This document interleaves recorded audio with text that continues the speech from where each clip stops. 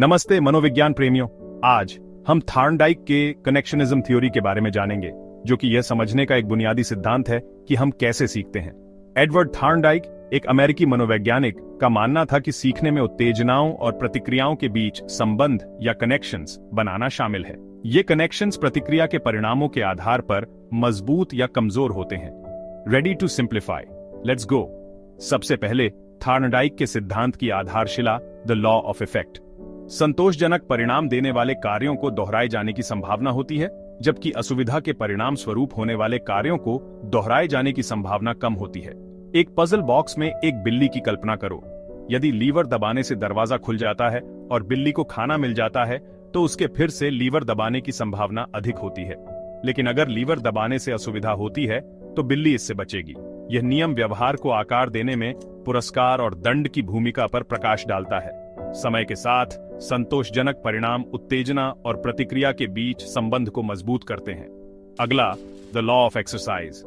इस नियम से पता चलता है कि दोहराव सीखने को मजबूत करता है। जितना अधिक किसी संघ का अभ्यास किया जाता है, वह उतना ही मजबूत होता जाता है। लेकिन अगर अभ्यास बंद कर दिया जाए, तो सीखा हुआ व्यवहार समय के साथ कमजोर या फीका पड़ सकता है। यह सीखने में अभ्यास और सुदृढ़ीकरण के महत्व पर जोर देता है। अब द लॉ ऑफ रेडीनेस।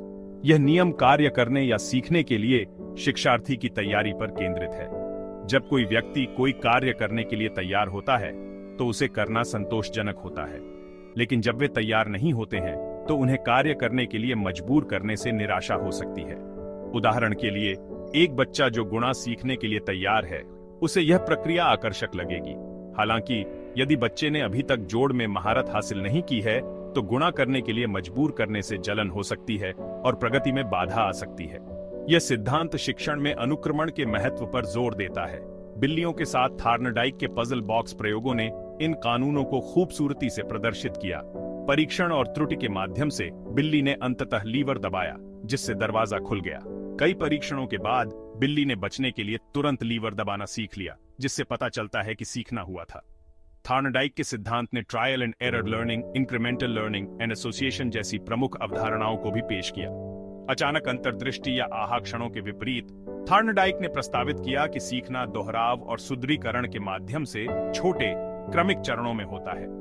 ये संघ मजबूत होते हैं यदि प्रबलित होते हैं या कमजोर होते हैं यदि अभ्यास नहीं किया जाता है। थार्नडाइक के सिद्धांतों के शिक्षा, कौशल विकास, व्यवहार मनोविज्ञान और यहाँ तक कि पशु प्रशिक्षण में व्यावहारिक अनुप्रयोग हैं। बुनियादी कौशल सिखाने में दोहराव का व्यापक रूप से उपयोग किया जाता है, जबकि प्रेरणा रणनीतियां प्रभाव के नियम के साथ संरेखित होती हैं। हालांकि आलोचनाएं और सीमाएं हैं। कुछ लोगों का तर्क है कि थार्नडाइक का सिद्धांत आंतरिक संज्ञानात्मक प्रक्रियाओं जैसे अंतर्दृष्टि या तर्क की अनदेखी करते हुए पुरस्कारों और दंडों पर बहुत अधिक जोर देता है, और जबकि उनका शोध बड़े पैमाने पर जानवरों के साथ किया गया था, ये मानव सीखने की जटिलता का पूरी तरह से हिसाब नहीं दे सकता है, जिसमें भावनाएं, सामाजिक कारक और रचनात्मकता शामिल है। अंत में थार्नडाइक का सीखने का सिद्धांत बताता है कि उत्तेजनाओं और प्रतिक्रियाओं के बीच संबंध कैसे बनते हैं और मजबूत होते हैं। प्रभाव के नियम, व्यायाम के नियम और तत्परता के नियम जैसे सिद्धांतों के माध्यम से यह सीखने की प्रक्रिया में सुदृढ़ीकरण, दोहराव और शिक्षार्थी की तैयारी के महत्व पर प्रकाश डालता है। देखने के लिए धन्यवाद। मनोविज्ञान की आकर्षक दुनिया में अधिक अंतर्दृष्टि के लिए लाइक, शेयर और सब्सक्राइब करना न भूलें। अगली बार मिलते हैं।